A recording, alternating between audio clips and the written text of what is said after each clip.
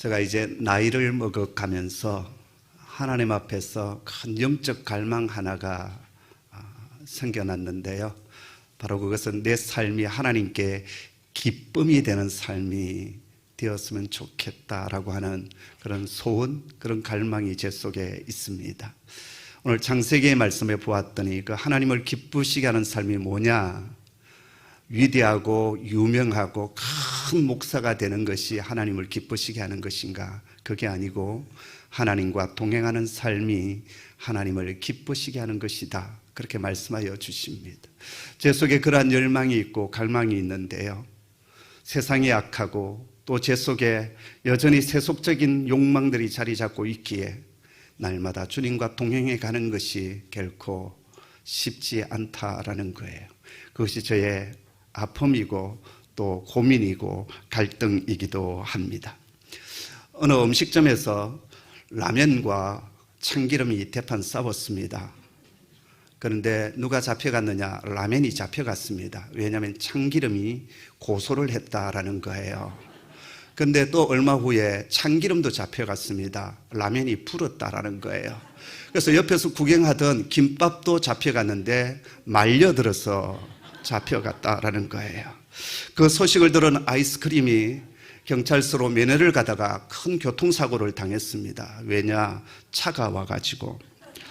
이 소식을 듣고 스프가 졸도를 했는데 국물이 쫄아들어서 졸도를 했다라는 거예요. 덩달아 계란도 잡혀갔습니다. 후라이 쳐가지고. 까베기도 걸려들었답니다. 일이 꼬여가지고. 그리고 아무런 상관도 없는 식초도 망쳤답니다. 초쳐가지고. 그런데 이 모든 것이 누구 때문이었느냐? 소금 때문이었대요. 왜요? 소금이 짠 거라고 합니다. 오늘 우리는 참 살기 힘든 세상에 살고 있습니다. 하던 일이 꼬이기도 하고 남의 모함을 받기도 하고 이유를 모른 채 말려들기도 하고, 그래서 날마다 주님과 함께 동행하는 삶을 살아가기가 만만치 않다라는 거예요.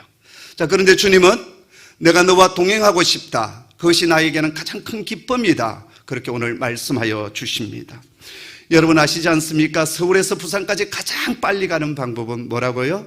바로 사랑하는 사람과 함께 가는 것이다고. 내 사랑하는 주님과 함께 광야와 같은 이 세상을 우리가 걸어가고 있지만 주님과 함께 걸어가게 될 때 이 길은 쉬운 길이 될 것이고, 때로는 사망의 엄침한 골짜기를 지나는 그 시간도 있겠지만 그 사랑하는 주님께서 함께하여 주시기에 그 사망의 엄침한 골짜기도 능히 그떠니 지나갈 수 있을 것이며, 종국에는 나를 사랑하시는 그 주님께서 맑은 시냇물과 푸른 초장으로 우리를 인도하여 주시고 승리의 노래를 부르게 하실 줄을 믿습니다.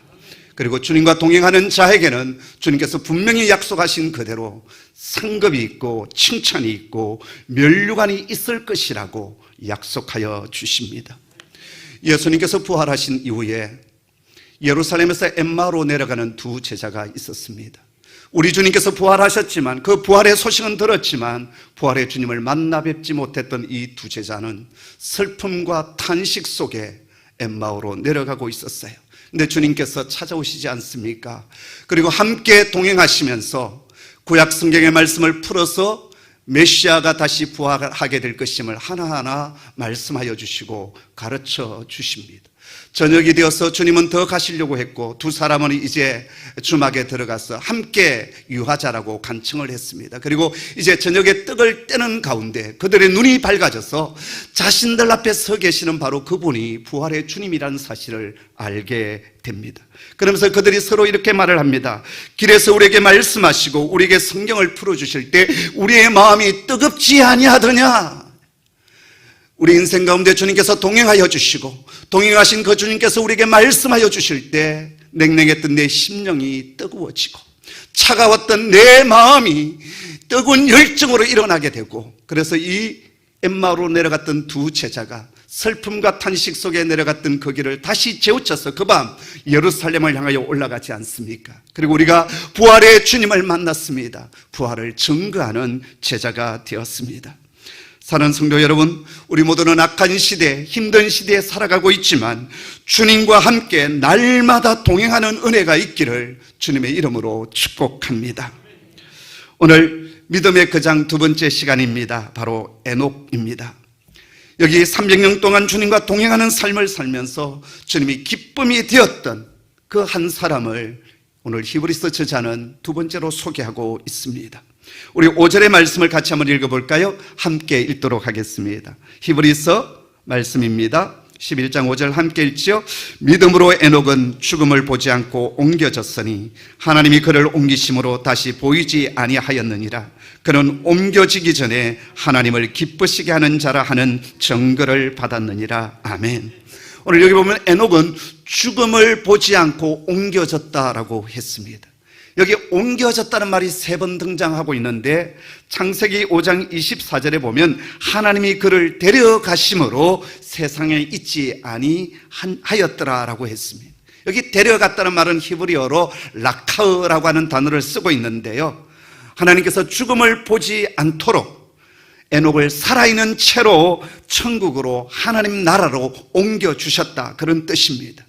여러분, 성경에 보면 죽음을 맛보지 않고 또 천국으로 올라갔던 한 인물이 있습니다. 바로 엘리야 아닙니까? 불병거를 타고 하늘로 올라갔던 엘리야, 바로 그도 라카흐, 하나님께서 죽음을 맛보지 않고 그를 하늘로 옮겨 놓으셨어요.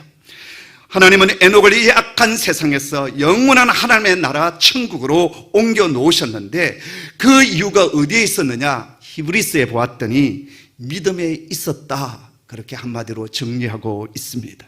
자, 그렇다면 여러분, 에녹이 가지고 있었던 믿음이 어떤 믿음이었기에 죽음을 맛보지 않고 하나님의 나라 천국으로 옮겨질 수 있었을까요? 우리는 지난 시간에 아벨의 믿음을 보았습니다. 아벨은 어떤 믿음이었습니까? 예배 드리는 믿음이었는데 믿음으로 예배를 드렸고 그것이 하나님 앞에 연락되었다라고 했습니다. 근데 오늘 에녹이 가지고 있는 믿음은 무엇이었는가? 바로 삶이었어요. 그 삶 가운데 그의 믿음이 드러났고 표현되어졌다라는 거예요. 자, 여기서 우리는 아주 중요한 영적인 원리 하나를 배우게 됩니다. 여러분, 예배가 참 중요합니다. 그렇죠? 예배는 우리가 생명을 걸어야 될 일이에요.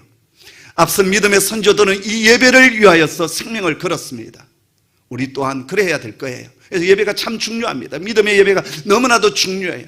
그 한 번의 예배 가운데 하나님의 임재가 충만한 예배를 우리는 사모하고 갈망해야 합니다. 근데 그 다음 그 예배를 드린 뒤에 우리가 이제 한 주간 동안 삶의 자리에 나아가서 그곳에서 우리의 믿음이 표현되어지고 드러나야 된다라는 거예요. 그래서 참된 예배가 있고 그 예배가 우리의 가정생활 속에서, 일터에서, 내가 살아가고 있는 이 삶의 자리에서 그 믿음이 표현되어져 가야 된다. 바로 그것이 이 에녹이 가지고 있었던 믿음이었다라는 거예요. 그래서 에녹은 그의 믿음을 삶으로 표현한 어떤 믿음이었는지 같이 읽지요. 시작. 에녹은 65세에 머두셀라를 낳았고 머두셀라를 낳은 후 300년을 하나님과 동행하며 자녀들을 낳았으며 그는 365세를 살았더라. 에녹이 하나님과 동행하더니 하나님이 그를 데려가심으로 세상에 있지 아니하였더라. 아멘. 창세기에서 에녹의 그 믿음의 삶을 단 한마디로 요약하는데 바로 그것은 하나님과 동행하더라. 동행이 뭡니까? 함께 걷는 겁니다. 히브리어로 할라크라고 하는 단어를 쓰고 있는데요, 함께 걸어가는 것이다 라는 거예요. 몸만 걷는 것이 아니라 생각과 마음을 같이 하여 한 꿈, 한 비전을 품고 같이 걸어가는 것이 진정한 동행 아니겠습니까? 몸은 같이 걷는데 생각이 다른 데 있다면 동상이몽이죠. 그런데 여기 할라카라는 이 단어는 그냥 같이 몸만 걷는 것이 아니라 생각과 마음을 같이 하여 걷는다라는 거예요. 세상은 악한 세대, 에녹은 악한 세대 속에 살았지만 세상의 가치관과 동행하지 않았습니다. 물질과 권력에 동행하지 않았습니다. 세상의 욕망과 동행하지 않았습니다. 그가 동행했던 분은 하나님이었습니다. 유명한 성결교 부흥사 가운데 일제시대 때 정말 뜨겁게 사역하셨던 부흥사 가운데 이승복 목사님이라는 분이 계십니다. 이분은 한 손은 늘 주먹을 쥐고 다니셨고 한 손은 늘 성경을 가슴에 품에 안고 그렇게 다니셨어요. 그래서 어느 날 누군가 물었습니다. 목사님, 왜 한 손은 성경을 쥐시고 한 손은 이렇게 주먹을 쥐시고 다니십니까? 그랬을 때 목사님께서 이렇게 대답하셨다고 그래요. 내가 주님과 손을 잡고 가기 때문이야. 할렐루야. 여러분, 주님과 함께 손을 잡고 걸어가는 저와 여러분 되기를 간절히 소원합니다. 사실 에녹이 살고 있었던 세대는 인류 역사상 가장 타락하고 어려웠던 시절이었어요. 창세기 4장에 보면요, 라멕이라는 사람이 등장하는데, 이 라멕이 죄를 짓고 뭘 하냐면 그 죄를 자랑을 해요. 죄를 짓고 자기의 죄를 막 밝히고 노래를 부르고 찬미를 하는 내용이 나옵니다. 그만큼 세상이 악했다라는 거예요. 그런데 이러한 때에도 에녹은 세상에 물들지 않았습니다. 세상과 벌하지 않고 하나님을 추구하고 하나님과 함께 걸어가는 삶을 선택해 갔습니다. 창세기에 보면 이 에녹의 생애에 대해서 단 넉 절, 그것도 아주 짧은 구절로 해서 넉 절만 이렇게 표현되고 있는데요. 야살의 책이 있습니다. 여러분 구약 성경을 읽어가다 보면 야살의 책에 기록되었더라 이런 내용이 나와요. 야살의 책은 뭐냐 하면 구약 성경이 기록되기 전에 구준으로 전해준 하나님의 말씀을 기록한 책이 야살의 책입니다. 근데 그 야살의 책에 보면 이 에녹의 생애에 대해서 무려 38절에 걸쳐서 기록을 해놓고 있습니다. 그 한 부분을 제가 잠시 한번 인용해 보겠습니다. 에녹은 무두셀라를 낳은 후 하나님과 함께 걸었다. 동행이지요. 그가 하나님을 섬기며 사람들의 악한 길을 미워했다. 이 세상 사람들이 가는 길을 걷지 않았다라는 거예요. 에녹이 주의 교훈과 지식과 총명에 몰두했다. 하나님의 지식, 하나님의 지혜를 구하기를 그는 사모했다라는 거예요. 그가 지혜롭게 사람의 아들들로부터 물러나, 여기 사람의 아들들은 누구냐면 이 세속적인 사람들, 세상의 사람들이었어요. 물러나서 많은 날 동안 그들에게 자신을 숨겼다. 그는 골방으로 들어가 하나님을 대면하면서 오랫동안 기도의 생활을 했다라는 거예요. 그가 주를 섬기고 그의 집에서 주 앞에 기도하는 여러 해가 끝나고 주의 천사가 하늘로부터 그를 부르자가 그가 대답했다. 내가 여기 있습니다. 기도하는 가운데 하나님의 음성이 들려옵니다. 그럴 때 그는 내가 여기 있습니다. 이사야처럼 그렇게 대답을 했어요. 그럴 때 하나님께서 말씀하십니다. 일어나라. 너의 집, 네가 자신을 숨겼던 장소에서 나아가 사람의 아들들에게 너를 나타내고 이제 이 세상 사람들에게 너 자신을 보여주라는 거예요. 그들이 하나님의 길로 들어가기 위하여 그들이 가야 할 길과 그들이 반드시 이루어야 할 일들을 그들에게 가르치라. 하나님께서 주신 그 말씀을 세상의 아들들, 이 세상 사람들에게 가르치고 전하라라고 했습니다.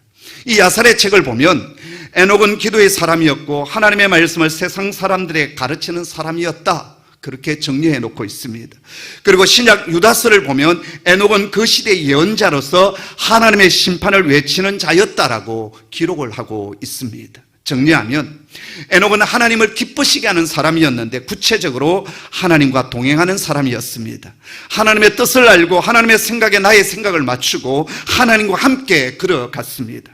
그 하나님의 뜻을 알기 위하여 오랜 시간 아버지 앞에 엎드렸으며 아버지의 뜻을 안 뒤에는 그 아버지의 뜻을 이 세상 사람들에게, 세속적인 사람들에게 아버지의 뜻을 전하는 자였습니다.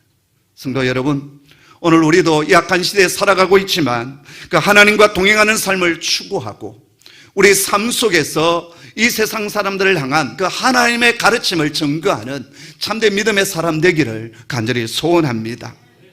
자, 그렇다면 여러분, 우리도 에녹과 똑같은 성정을 가지고 있는 사람 아닙니까? 그런데 어떻게 에녹은 300년 동안 1, 2년도 아니고요 10년도 아니고 300년 동안 하나님과 동행하는 삶을 살다가 죽음을 맛보지 않고 바로 천국으로 옮겨질 수 있었느냐라는 거예요. 성경은 세 가지 아주 중요한 이유를 우리에게 말씀하여 주시는데, 먼저 히브리서 본문을 보면 두 가지를 말씀하고 있습니다. 히브리서 11장 6절 말씀 우리 화면에 띄워주시고요, 같이 한번 읽어보도록 하겠습니다. 함께 읽죠. 믿음이 없이는 하나님을 기쁘시게 하지 못하나니 하나님께 나아가는 자는 반드시 그가 계신 것과 또한 그가 자기를 찾는 자들에게 상 주시는 이심을 믿어야 할지니라. 아멘. 믿음이 없이는 하나님을 기쁘시게 할 수 없다라고 말씀하십니다. 근데 하나님을 기쁘시게 하는 믿음이 뭐냐? 두 가지를 얘기합니다. 하나님께 나아가는 자는 하나님이 살아계시다는 사실을 믿어야 되고, 두 번째는 하나님께 나아가는 자는 반드시 상 주시는 분이심을 믿어야 된다라고 말씀하십니다. 여기 두 가지가 나오죠. 먼저는 뭡니까? 에녹은 매 순간 하나님이 살아계시다는 사실을 알았고 믿었습니다. 불의한 시대, 모든 세상 사람들이 하나님 없이 살아갈 때 에녹은 살아계신 하나님을 절대적으로 신뢰했고 믿었습니다. 그랬기에 그 하루하루의 삶을 허투루 함부로 살아갈 수가 없었던 것이지요. 제가 주일학교를 다닐 때 주일학교 총무 선생님께서 주일날 설교하셨던 한마디가 아직도 제게 남아 있습니다. 한 토막이 남아 있는데요. 어느 날 한 아버지와 아들이 이제 길을 걷고 있었습니다. 가다 보니까는 이 한여름 얼마나 덥겠어요. 가다 보는데 이 참외밭이 있네요. 그래서 이 아버지가 아들에게 야, 목도 마른데 저 참외 하나 따먹자라고 했습니다. 그러자 이 아들이 아빠 안 돼요. 역시 아들이 아빠보다 좀 여기서는 나았어요. 아빠 안 돼요. 남의 거잖아요. 아니야, 괜찮아. 아무도 안 보잖아. 그리고서는 이제 그 참외밭으로 들어가서 참외를 하나 딱 따려고 순간 이 아들이 아빠 누가 봐요! 아버지가 화들짝 놀라서 뛰쳐나왔습니다. 그리고 두리번 보는데 아무도 없는 거예요. 아무도 없잖아. 아빠, 하나님이 보고 계셔요. 여러분, 우리 그리스도인의 삶은 코람데오, 하나님 앞에서 살아가는 삶입니다. 하나님께서 내 일거수일투족을 보고 계신다. 내 말 한마디 한마디를 지금 가늠하고 계신다. 그럴 때 우리는 삶을 함부로 허투루 살아갈 수가 없는 거예요. 시편 14편 1절에 보면 어리석은 자는 그의 마음에 이르기를 하나님이 없다 하는도다. 그들은 부패하고 그 행실이 가증하니 선을 행하는 자가 없도다라고 했습니다.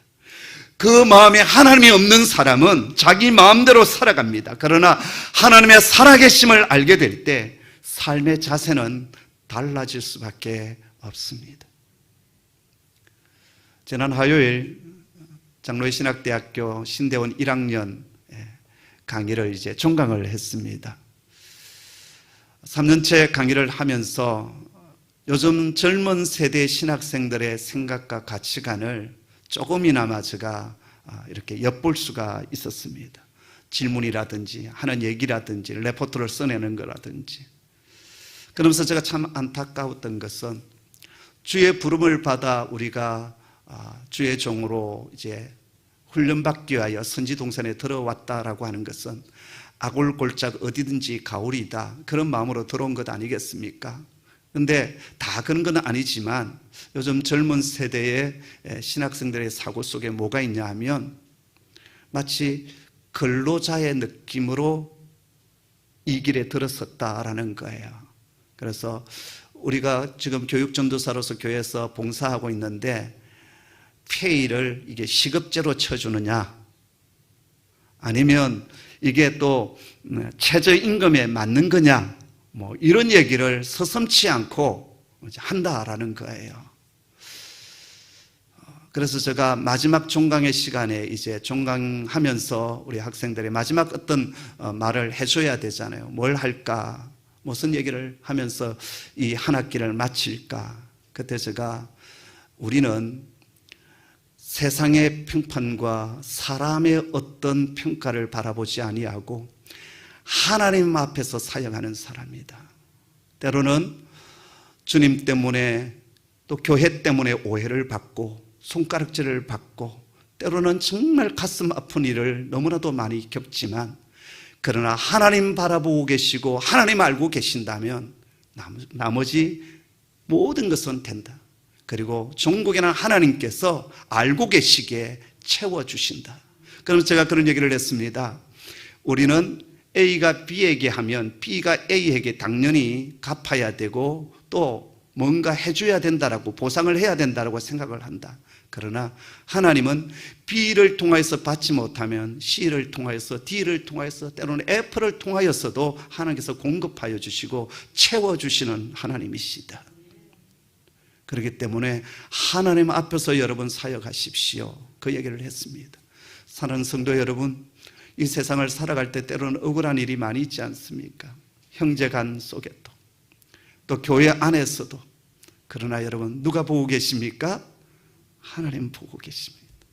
하나님 알고 계십니다. 에녹은 하나님이 살아계심을 믿었어요.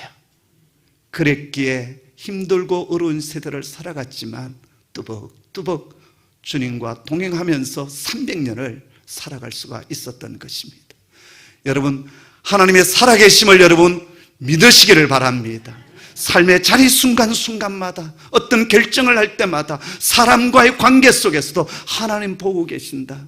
그리고 내가 손해를 본다면 하나님께서 분명히 다른 길을 통하여서 채워주실 것이다 라고 하는 믿음이 있기를 소원합니다. 두 번째, 에녹은 상 주시는 하나님임을 믿었습니다. 제가 복음서에서 참 좋아하는 인물이 두 사람 있습니다. 유명한 사람들이 아니에요. 누구냐? 한 사람은 수로보닉의 여인, 가나안 여인이고, 한 사람은 가버나움의 백부장입니다. 제가 이 두 사람을 좋아하는 것은 이 두 사람 속에 주님께서 정말 칭찬하여 주셨던 믿음이 있었기 때문입니다. 둘 다 이스라엘 백성이 아니지 않습니까? 이방 여인이고 또 이방 로마의 백인대 장교였습니다. 그런데 두 사람 다 우리 주님의 엄청난 칭찬을 받았던 그런 자였습니다. 먼저 수로보닉의 여인은 그 당시 이스라엘 사람들이 개처럼 여기는 그런 여인이었습니다. 근데 어느 날 풍문으로 들었던 그 예수님께서 자신이 살고 있는 마을에 오셨다라는 거예요. 그 소식을 듣고 이 수로보닉의 여인은 어떻게 합니까? 자신의 딸이 지금 흉악한 귀신에 들려서 어찌할 바를 모르고 있는데 주님께 달려갑니다. 그러면서 큰 소리로 외치지요. 주 다윗의 자손이여, 불쌍히 여기소서. 내 딸이 흉악하게 귀신 들렸나이다. 그런데 주님은 끔찍도 하지 않았습니다. 어떤 눈길도 돌리지 아니하시고 어떤 응답도 하지 않습니다. 그래서 더 큰 소리로 부르짖었을 때 옆에 있었던 제자들이 예수님께 이렇게 말하지 않습니까? 주님, 뭐 어떻게 좀 조치를 취하시지요. 저 여인이 저렇게 시끄럽게 하는데 그냥 두시지 마시고 그냥 아니면 안 된다고 말씀하시든지 아니면 기도를 해 주시든지 그래야 되지 않겠습니까? 그때 예수님께서 뭐라고 말씀하십니까? 나는 이스라엘의 잃어버린 양 외에는 보냄을 받지 아니하였다라는 거예요. 너는 이방 여인이고 이 은혜의 복음이, 이 은혜의 치유가 나의 백성 히브리 백성들에게 먼저 가야 된다, 그런 뜻이었습니다. 자, 그러면 이 여인이 그 얘기를 듣습니까? 저는 개 같은 여인입니다. 그러나 주인의 상에서 떨어지는 그 부스러기를 개들이 먹듯이 그 은혜의 부스러기를 이 개 같은 여인에게도 주옵소서. 이 말을 듣자마자 주님은 이 여인을 크게 칭찬하시지 않습니까? 여자여, 내 믿음이 크도다. 메갈레 피스티서, 내 믿음이 메가톤급이다. 내 소원대로 될지라. 그때로부터 그 딸이 나으니라. 할렐루야. 이 수로보닉의 여인은 성자 예수님께 나오면 그 딸이 낫게 될 것이라는 믿음이 있었습니다. 계속 거절하시고 저 참혹한 말씀을 하시지만 주님은 분명 어떤 의도가 있으실 거야. 그리고 주님께 나아가는 자는 반드시 상 주시는 분이심을 이 수로보닉의 여인은 믿었던 것입니다. 가버나움의 백부장도 마찬가지입니다. 그는 로마의 백인대 장교입니다. 그 하인이 병들어 죽게 되었을 때 그는 주님께 사람을 보냅니다. 그때 주님께서 내가 가서 직접 고쳐주리라. 그때 이 백부장이 그 소식을 듣고 주님, 저희 집에 오심을 저는 감당치 못하겠습니다. 주님 말씀만 하옵소서. 저는 군대에 있는 사람으로 명령만 하면 다 됩니다. 주님 말씀만 하시면 제 하인이 낫게 될 줄을 믿습니다. 이 말을 듣자마자 주님은 내가 이스라엘 가운데 이만한 믿음을 본 적이 없노라. 그리고 내 소원대로 될지라, 내 믿음대로 될지라. 그 시간 그 하인이 깨끗이 치유함을 받고 회복되었습니다. C.S. 루이스는 이런 말을 했습니다. 하늘을 겨냥하라. 그러면 땅은 덤으로 얻게 될 것이다. 그러나 땅을 겨냥하면 아무것도 얻지 못할 것이다 라고 했습니다. 성도 여러분, 하늘을 겨냥하시기를 바랍니다. 하늘을 바라보시기를 바랍니다. 내가 지금 아무리 잘 나간다 할지라도 하늘을 하지 아니하면 어느 순간 무너질 수밖에 없어요. 홍익교회를 개척하고 27년 여기까지 오는 가운데 목사만이 가지고 있는 아픔과 눈물과 그리고 고통이 얼마나 많았겠습니까? 다 말할 수 없는 것들. 그때마다 제가 할 수 있는 것은, 저희 부부가 할 수 있는 것은 아버지 앞에 나와 하늘의 하나님을 바라보며 눈물 쏟고 부르짖는 것이었습니다. 그때마다 하나님은 채우시고 공급하시고 새로운 길을 열어주시고 새 은혜를 부어주셨습니다. 하늘의 하나님을 겨냥하고 하늘의 하나님을 바라보는 저와 여러분 되기를 소원합니다. 마지막 세 번째, 이게 참 중요한데요, 에녹은 하나님의 심판, 종말을 믿었다라는 거예요. 이 내용은 창세기에 나오는데요, 창세기 본문을 우리 한번 보면 에녹은 65세에 머두셀라를 낳았고 300년 동안 하나님과 동행하는 삶을 살았다라고 했습니다. 자, 그리고 그는 365세를 살았다라고 말씀해 주셨어요. 에녹이 65세의 아들을 낳고 그때로부터 하나님과 동행했다고 한다면 65세 이전에는 하나님과 별로 그렇게 동행하지 않았다라는 것이 논리적으로 성립이 됩니다. 그런데 65세 아들을 낳으면서부터 아마 그 속에 어떤 내적인 변화, 큰 회심의 역사가 일어났던 것 같습니다. 성경은 에녹의 아들을 낳은 뒤에 그의 삶이 이렇게 바뀌어졌는데 그 이유가 무엇인지에 대해서 상세하게 설명을 하고 있지 않습니다. 그런데 그 아들의 이름 속에 영적 비밀과 계시가 담겨져 있습니다. 에녹의 아들의 이름이 뭡니까? 머두셀라입니다. 성경에서 가장 오래 살았던 사람이 누굽니까? 머두셀라예요. 상식적으로 몇 세까지 살았습니까? 969세까지 살았습니다. 노아 홍수 이전에는요, 보통 인간의 수명이 500, 600, 700이 그냥 대부분이었어요. 왜냐하면 그 당시는 온실 효과가 있었기 때문에 하늘의 승천권이 깨어지지 않았기 때문에 온 지구가 지금처럼 열대와 그리고 적도 그리고 저 시베리아 지역에 온도차가 있는 그런 시대가 아니었어요. 마치 온실 안에 있는 것처럼 지구가 온화한 세상이었어요. 그리고 어떤 자외선이라든지 이런 것들이 없었기 때문에 위에 구름층이 쫙 이렇게 덮고 있지 않았습니까? 그래서 태양으로부터 오는 것들이 다 차단되어졌어요. 나쁜 그러한 선들이. 그런데 이제 노아 홍수 뒤에 하늘의 정권이 깨어지면서 이제 우리 인간에게 해로운 것들이 들어오기 시작했고 기후의 변화가 급격하게 일어나게 되는 거거든요. 자, 아직 노아 홍수 이전이기 때문에 머두셀라는 969세 엄청 오랫동안 살아왔습니다. 자, 그런데 이 머두셀라의 이름이 뭐냐 하면 창을 든 자라는 뜻을 가지고 있습니다. 당시는 부족 사회이기 때문에 부족 간의 싸움이 빈번하게 일어났습니다. 그래서 다른 부족의 공격을 막기 위하여서 늘 부족 입구에 창을 든 자가 늘 불침번으로 보초를 쓰고 있었습니다. 그래서 마을을 지키는 거예요. 그리고 이 창을 든 자를 죽이면 그 밤 그 부족은 완전히 그 마을은 쑥대밭이 되고 이제 멸망을 하게 되는 겁니다. 머두셀라라는 이름은 바로 이 부족을 지키기 위해서 창을 드는 자, 초병을 쓰는 자, 그런 뜻을 가지고 있습니다. 그렇기 때문에 이 창을 든 자는 어떻게 해야 되느냐? 잠들면 안 됩니다. 늘 깨어 있어야 합니다. 그리고 만일 창을 든 자가 죽게 된다면 그 부족도 망하게 되는 것입니다.